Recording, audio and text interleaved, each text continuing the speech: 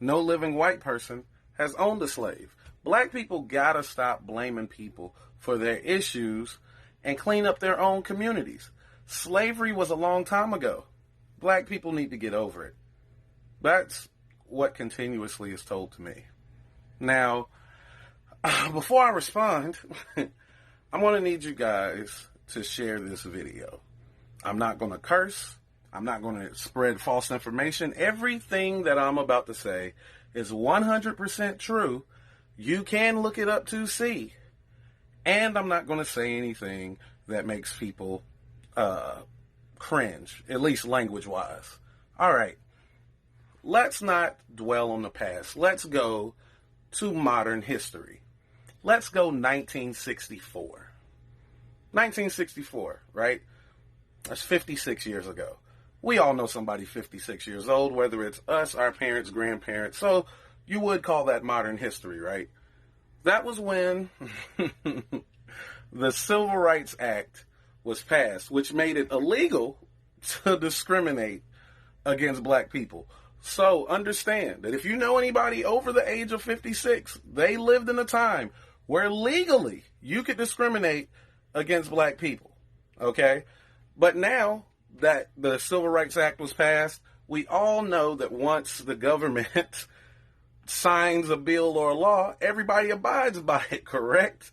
So that would explain why Martin Luther King Jr., who you love to bring up so much, Martin Luther King Jr. kept protesting and kept marching, and he himself ended up being killed in 1968. That's 52 years ago. Do y'all know somebody 52 years old? Probably. So, a lot of people bring up Martin Luther King. Y'all should be more like Martin Luther King. He would be ashamed. He would not like the things that y'all are doing. When Martin Luther King died, he had a negative approval rating.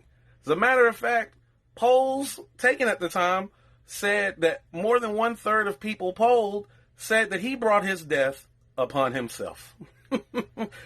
All this stuff you can look up. Moving forward, 1971, 49 years ago. You know, you guys in your 40s, this is you guys. Richard Nixon, the president, declared a war on drugs, which you can look up and research that his war on drugs basically just targeted hippies and black people. All right, you know, black people for like heroin and opioids, like the opioid crisis that we're currently in, that they're sending everybody to rehab and not putting anybody in prison. Yeah, empathy and things of that nature. Yeah, it wasn't the case for black people in the 70s. Threw all of them in jail. And even if they weren't really doing it, throw them in jail too. Then hippies, people who are about peace, love, understanding, all lives matter. They were unfairly treated and arrested for using marijuana. Marijuana. Marijuana is the drug that while we're in a pandemic and 40 million Americans have lost their job, marijuana dispensaries are considered essential. That's right. Been open the whole time. The people who were smoking that and saying all lives matter, yeah, they were targeted. They were targeted too.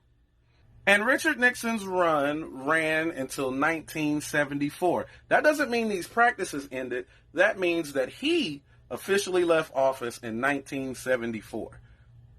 That was 46 years ago. We all know someone who's 46, but that's the 70s. Let's not dwell on the 70s. Let's move to the 80s. Let's say something like 1987. Know anybody born in 1987? If you don't, you're looking at one. 33 years old. 1987. The CIA flooded black communities with crack cocaine to pay for a war in Nicaragua. You can look this up. They've made documentaries about it. There's even a movie called Kill the Messenger that was made about it, starring Hawkeye. That's how soon it is. One of the Avengers played in the movie. All you have to do is look up the CIA and Contra. You'll find everything you need to know. You'll know that Hawkeye played a guy named Webb. What happened to Webb? Why can't you just look him up? Because he's dead. Unfortunately, he committed suicide by shooting himself in the back of the head 2 times. All right, so now we have crack flooded through the black communities all through the late 80s into the 90s. And black people are like, please help us. This is tearing apart our community. So then comes the crime bill. Did this crime bill stop bringing drugs into the community? No, it did not stop the flood of illegal weapons or guns into the community. It just put everybody in the community in prison. Did it offer drug rehabilitation for the whole community? No, it did not. It left the crackheads to raise the children.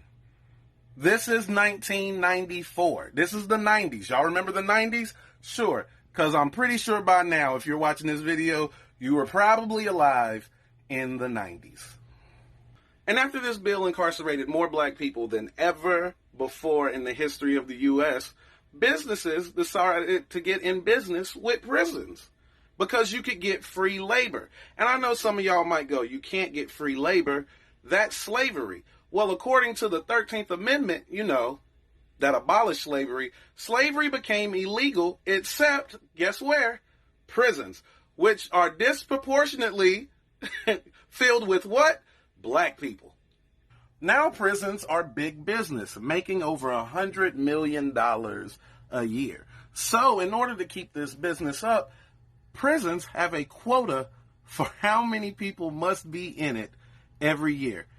Yes, you heard me right. There is a quota for how many people they have to have in the beds in prisons.